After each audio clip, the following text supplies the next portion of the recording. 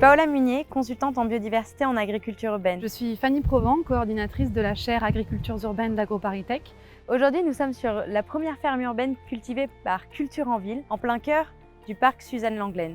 J'ai coécrit avec Paola Munier le premier guide du Lab Recherche Environnement qui s'intitule Agriculture urbaine, comment aménager une toiture terrasse. Tout d'abord, il s'adresse aux collectivités qui pourront y trouver un moyen d'optimiser ces espaces aujourd'hui inoccupés, accueillir de la nature en ville et surtout favoriser le lien social entre habitants d'une même ville.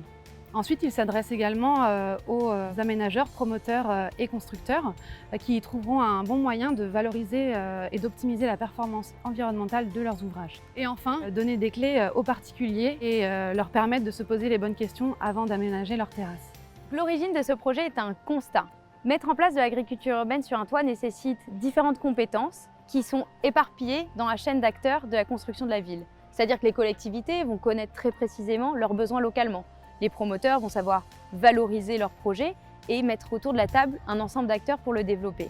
Les constructeurs vont être incollables sur le dimensionnement des toitures. Et les agriculteurs urbains vont connaître précisément leurs besoins.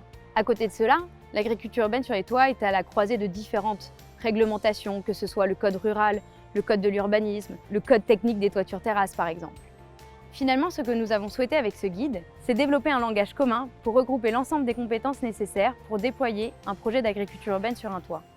Nous avons souhaité que ce livre soit un outil opérationnel pour que l'ensemble des acteurs de la construction puissent y trouver du contenu pour déployer leur projet. Ainsi, nous présentons d'abord une première partie qui est un bilan des connaissances actuelles pour savoir ce qui se fait sur les toits et pourquoi on le fait. Ensuite, un cœur technique vient présenter l'ensemble des critères nécessaires pour mettre en place un projet. Enfin, nous présentons des retours d'expérience suite à 12 sites que nous avons audités à Paris, à Bruxelles, à Besançon et à Lyon pour permettre d'adopter les meilleures pratiques pour développer un toit agricole.